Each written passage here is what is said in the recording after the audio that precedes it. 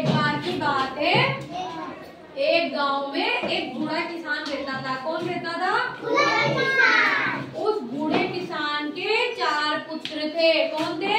4 पुत्र का मतलब समझते हो? 4 बेटे थे। क्या थे? 4 बेटे। एक गांव में एक किसान रहता था, उसके 4 बेटे थे। वो चारों ही बेटे बहुत आलसी थे। कैसे थे वो? आलसी। आलसी किसे कहते हैं? जो कुछ काम नहीं करता है ना, दिन भर सोता रहता है, उसे क्या कहते हैं? आलसी। वो चारों कैसे थे? बहुत आलसी थे और कुछ भी काम नहीं करते थे और दिन भर एक दूसरे से लड़ते झगड़ते रहते थे। तो बेचारा वो किसान होता ना, किसान तो बूढ़ा हो गया था। किसान बहुत परेशान था कि मेरे चारों बेटे इतने आलसी हैं, एक दूसरे से लड़ते झगड़ते रहते हैं।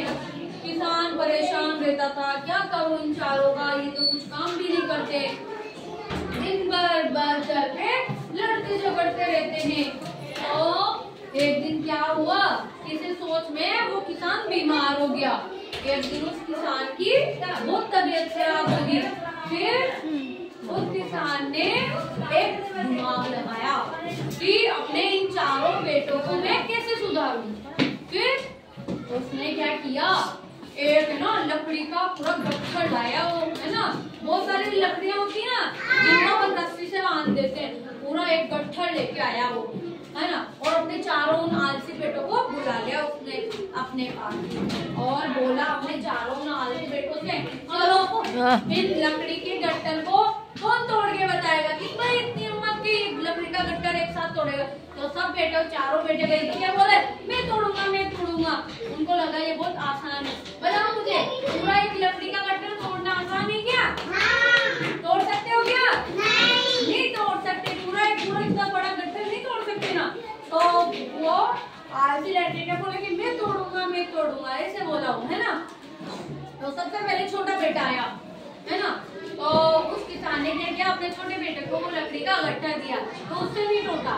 फिर दूसरा बेटा आया, उससे भी नहीं टूटा। फिर तीसरे की बारी आई, उसने भी बहुत कोशिश करी और उससे भी नहीं टूटा।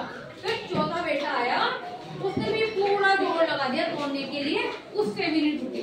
अब फिर किसान ने बोला ऐसा करो, इस लकड़ी के गट्ठे को तोड़ दो, जिसमें से सारी लकड़ियां अलग होगी। अब बताओ मुझे, सारी लकड़ियां अलग होगी, जैसे ये सारी लकड़ियां इससे अलग होगी ना, तो बताओ अभी लकड़ी टूट सकती है? टूटेगी? लकड़ी आराम से टूट जाएगी। लकड़ी आराम से टूट जाएगी, खा भी रही और बनवा भी रही। किसान ने बोला फिर 40 बार तो करना था, अलग होगी ना, कोई भी आसानी से तोड़ सकता है। और जब तक तुम एकजुट होकर रहोगे ना, तो तुम्हें कोई भी हानि नहीं पहुंचा सकता। ऐसे करके उन लड़कों को बात समझ में आ गई कि हमें आलस भी नहीं करना है और हमेशा मिलजुल के रहना है। एक साथ रहेंगे तो कोई भी उनका कुछ नहीं बिगाड़ सकता ना। तो इस कहानी से हमें सीख मिलती है कि एकता में शक्ति होती है, संगठित होकर एक साथ होकर रहना चाहिए। आगे सबको समझ में?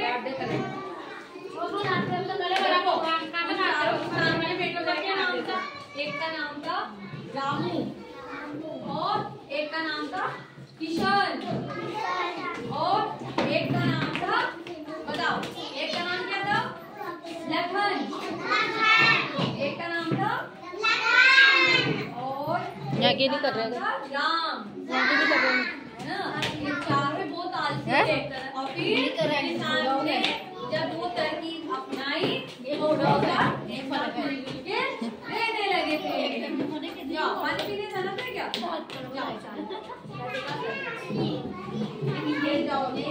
नानी कैसे लगी? ताली बजाओ।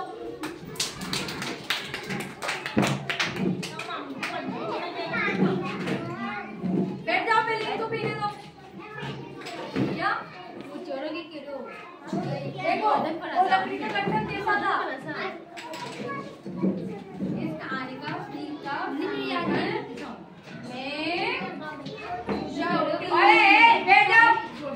संगठन में शक्ति।